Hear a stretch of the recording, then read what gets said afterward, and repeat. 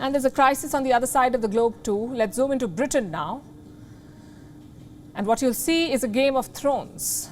A leader has stepped down, but he has refused to leave office. There's a long line of prime ministerial hopefuls, all trying their best to move into 10 Downing Street. We'll start with a video of what's former Chancellor Rishi Sunak's pitch for prime ministership. Our country faces huge challenges, the most serious for a generation. And the decisions we make today will decide whether the next generation of British people will also have the chance of a better future. Do we confront this moment with honesty, seriousness and determination? Or do we tell ourselves comforting fairy tales that might make us feel better in the moment but will leave our children worse off tomorrow? Someone has to grip this moment and make the right decisions. That's why I'm standing to be the next leader of the Conservative Party and your Prime Minister. Rishi Sunak is aiming for the big office. He has launched a campaign, it's called #ReadyForRishi. Sunak is promising Britain a better future, right decisions and the right direction. But are there takers? Several, actually.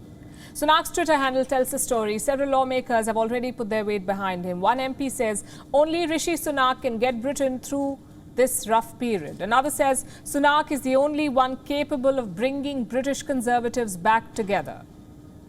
Who divided the Conservatives? Prime Minister Boris Johnson, they say.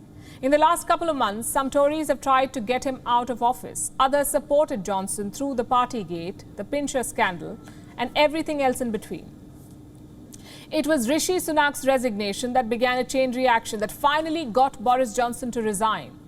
So can Sunak be credited with making the impossible happen? Perhaps. 3 years ago, Rishi Sunak was making headlines globally for taking oath on the Bhagavad Gita. Come September, he's hoping to once again take the oath of office, this time not as a legislator, but as the British Prime Minister. What are the chances that he would be the chosen one? Pretty good.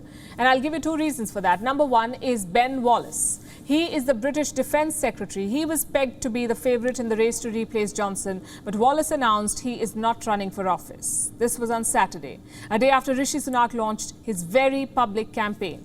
Reason number 2 is the economy.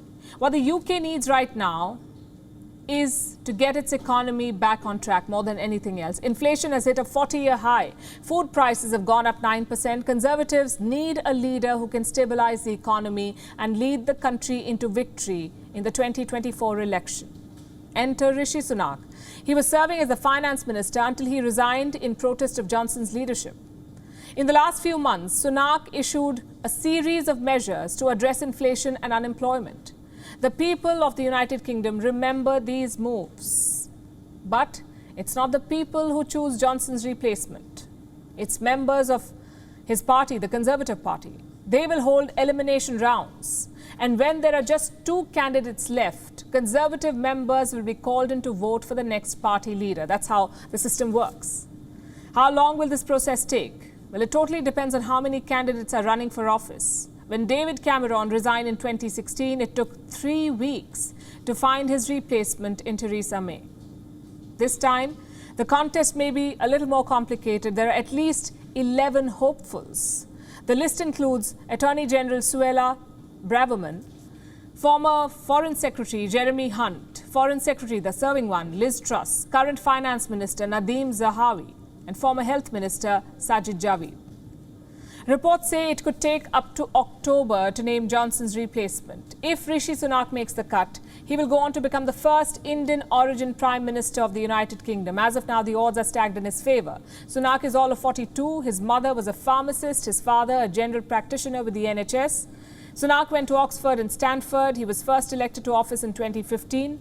In 2020, he was named the Chancellor of the Exchequer. Rishi Sunak is married to Akshata Murthy, who is the daughter of Infosys co-founder Narayan Murthy.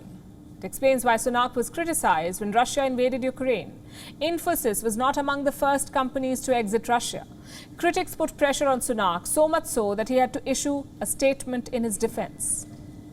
This weekend again, Sunak was caught in bad press after he announced his run for office. A 20-year-old TV clip resurfaced. In it, Rishi Sunak is heard saying that he has no working-class friends. The clip has now reportedly triggered a campaign against Sunak in his own party.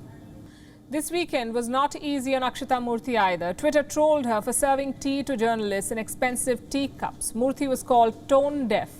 How much did the cups cost? £38 or 3,600 rupees. Was controversy for controversy's sake? Well, depends on who you ask. Honestly, Britain has bigger things to worry about at the moment than Akshita Murthy's crockery collection. But this attack on her is not surprising because, let's face it, Rishi Sunak may be England-born, but he's not white. He's British but not blonde. An Indian-origin leader leading a country that not too long ago ruled India may be something a lot of people in Britain are not prepared for. When Sunak launched his campaign, the Queen's Counsel, Joe Mom, responded with a question. Do you think the members of your party are ready to select a brown man, Rishi? Only a matter of time before we know what the UK has decided to prioritize, rising prices or race politics. WION is now available in your country. Download the app now and get all the news on the move.